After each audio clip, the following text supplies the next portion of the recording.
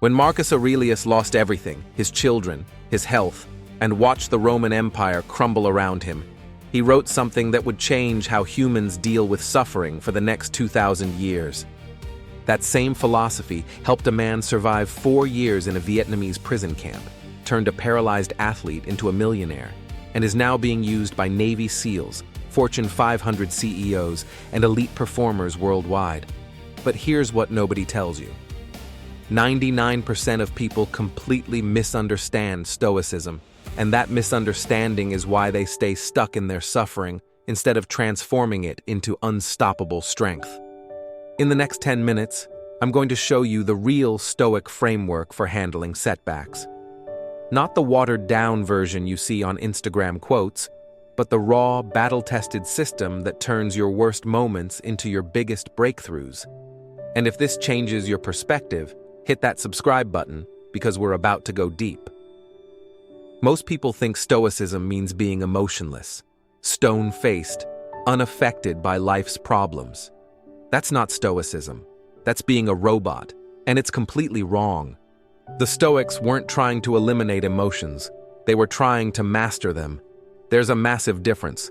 Marcus Aurelius cried when his children died.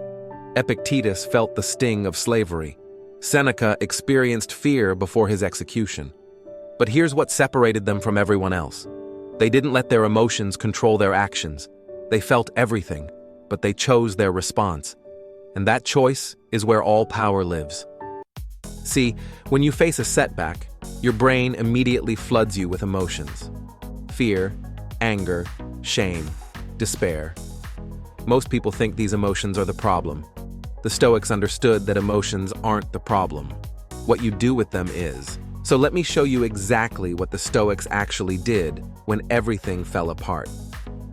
This is the real framework, and it's broken down into 3 parts that I call the Stoic setback system. The first principle is the most important, and it's called the dichotomy of control. Epictetus said it best. Some things are up to us, and some things are not up to us. Sounds simple, but this one idea will save you years of suffering. Here's how you apply it the moment a setback hits. Let's say you just got fired. Your immediate reaction is probably panic, anger, maybe shame. Your mind starts spiraling. How will I pay rent? What will people think? My career is over. This is where the dichotomy of control becomes your superpower. You immediately ask yourself 2 questions. What can I control? What can't I control? Can you control that you got fired? No, that already happened. Can you control what your former boss thinks of you? No. Can you control what people will say? No. Can you control the job market? No. But here's what you can control: how you respond, what you do next, how you frame this experience, your attitude, your effort in finding a new job, who you reach out to, what you learn from this. The Stoics would take everything in the can't control column and literally let it go. Not suppress it, not deny it. Just acknowledge that spending mental energy on things you can't control is like trying to boil water with ice. It's impossible, and it exhausts you. Then they would take everything in the can control column and pour 100% of their energy into those things. This is the switch that turns victims into victors. I know a guy who used this exact framework when his business collapsed overnight, losing everything. Instead of spiraling into what he couldn't control, the lost money, the failed business, the embarrassment, he immediately focused on what he could control: his next move, his attitude, his network. Within 6 months, he started a new venture that became twice as successful as the first. The dichotomy of control isn't about being passive. It's about channeling all your power into the places where it actually matters. It's strategic, not weak. The second principle is called Amor Fati, which literally means love of fate. This is where Stoicism goes from helpful to absolutely life-changing. Amor Fati doesn't mean you pretend to be happy about bad things happening. It means you find the opportunity hidden inside every setback. The Stoics believed that everything that happens to you can be used as fuel for growth. Marcus Aurelius said, The impediment to action advances action. What stands in the way becomes the way. Read that again. What stands in the way becomes the way. This is the most counterintuitive idea in all of philosophy, and it's absolutely true. Every setback contains within it the seeds of equal or greater opportunity. But most people are so busy cursing their bad luck that they never look for those seeds. Here's how you practice Amor Fati. When something goes wrong, you immediately ask, how is this good? What opportunity is hidden here? How can I use this? I know it sounds crazy, but watch what happens.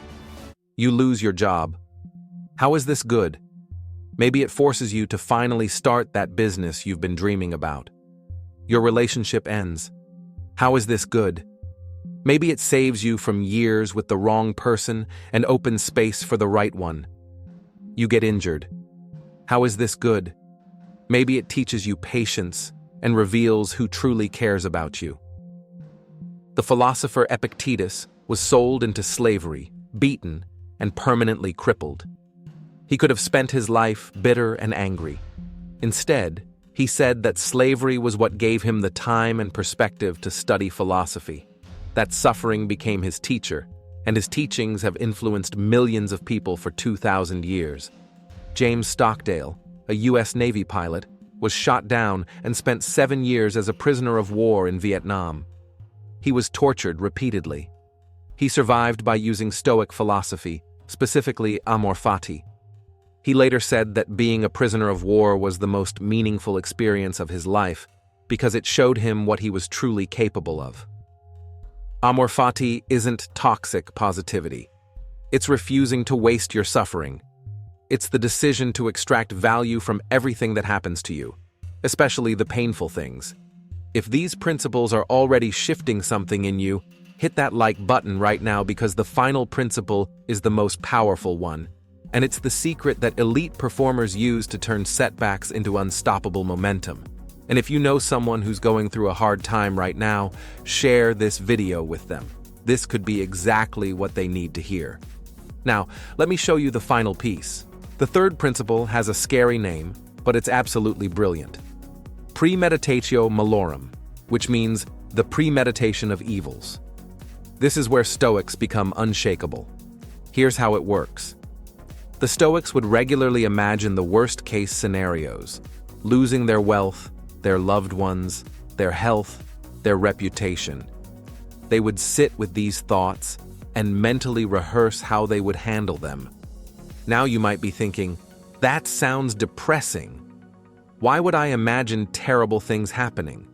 Because when you've already mentally survived the worst-case scenario, real setbacks lose their power over you.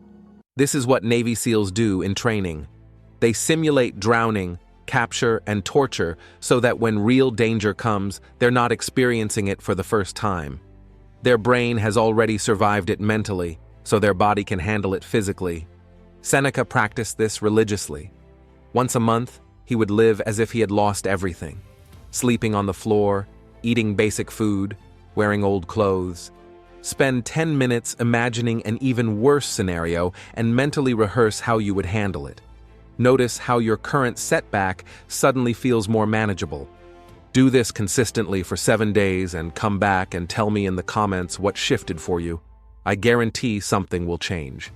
And if this video gave you a completely new way of looking at your problems, smash that subscribe button right now because I break down ancient wisdom for modern life every single week. Marcus Aurelius wrote these words while ruling Rome during a plague, constant wars, and personal tragedies. You have power over your mind, not outside events. Realize this, and you will find strength. He wasn't writing for philosophers in ivory towers. He was writing for himself, in the middle of the chaos, as a reminder of what he could control. Those private journal entries became meditations, one of the most influential books ever written. Your setbacks aren't happening to you. They're happening for you. They're not punishments. They're training. The question isn't whether you'll face setbacks. You will. The question is whether you'll let them break you or forge you into something stronger. The Stoics chose to be forged. What will you choose?